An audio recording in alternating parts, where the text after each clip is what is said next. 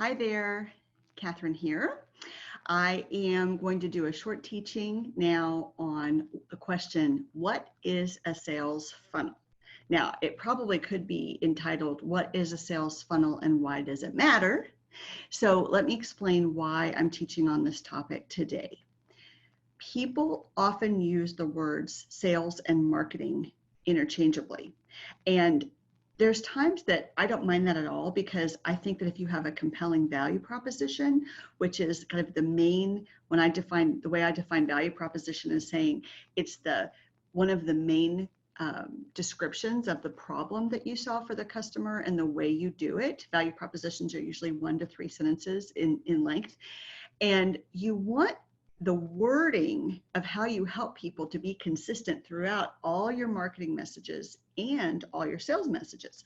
So I don't mind those terms being intermixed that way, but here's where confusion comes in. It actually occurred to me that it'd be useful to talk with this group about what a sales funnel is in the context of discussing sales and marketing, because people keep asking me during the pandemic, they're asking, how can they get more leads through LinkedIn?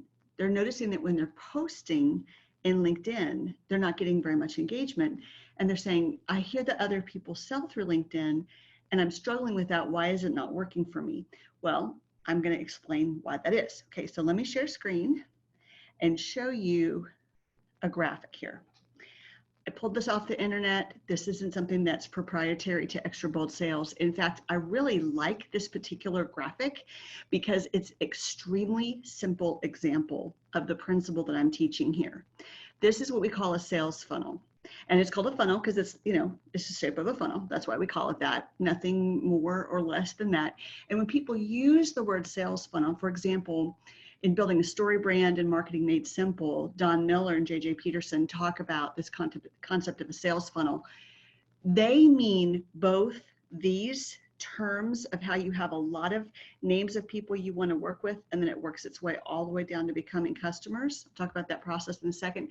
They also mean that you can have this process occur through email marketing.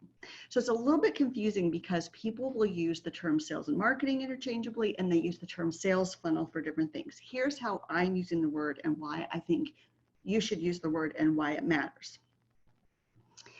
All of the companies that you want to sell to, all of the people that you want to sell to, that are in the universe of possible people you sell to. So let's say you're in the San Francisco Bay Area and you want to sell to business owners, and you have a professional service you want to sell to business owners, and you can serve all kinds of industries.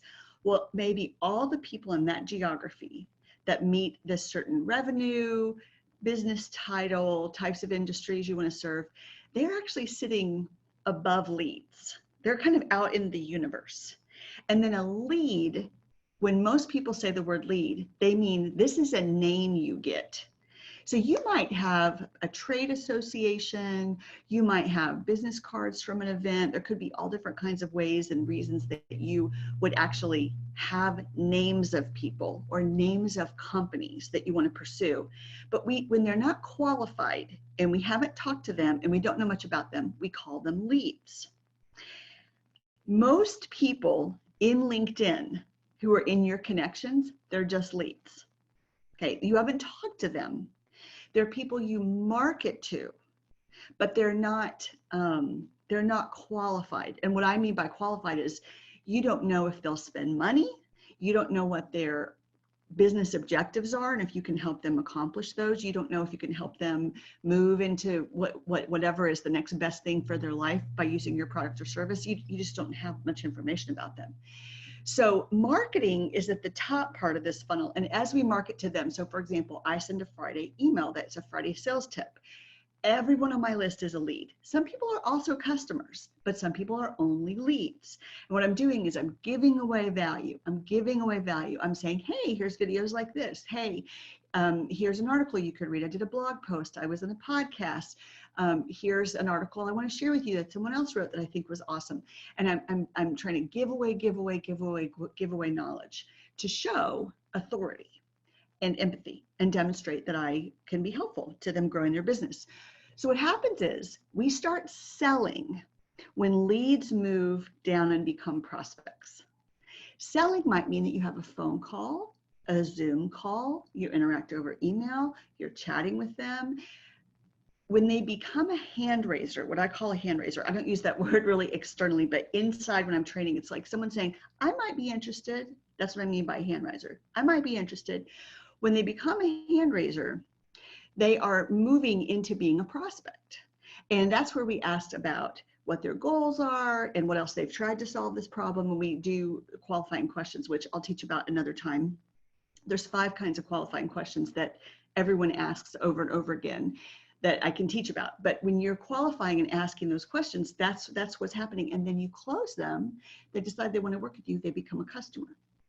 Now, the reason I'm telling you this right now, and it's particularly timely, is because with the pandemic, what's happening is people are looking for new ways of selling. People who relied very heavily on face-to-face are struggling and are not able to do that in the same way right now. And so we have to use tools like Zoom, and we have to use tools like LinkedIn, and they're awesome tools. I mean, they'll work for you. But here's the mistake I see. This is kind of the LinkedIn novice mistake.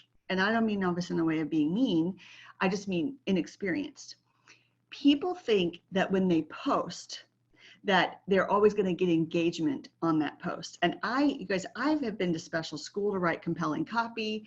I feel like my team and I are very strong in this. We have some posts that we think are going to be awesome, and they just don't pick up any action. And then we have other posts that we do that get great engagement.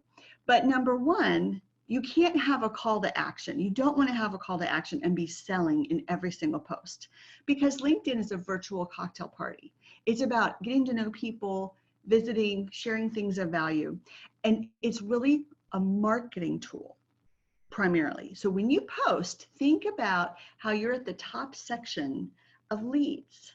This is who you're talking to when you're doing a post, a daily post, or twice daily, or every 2 times a week, or however often you post. If you use InMail and you have a direct conversation with someone and you invite them to follow you somewhere else, say, you could say, I have a weekly newsletter that I put out.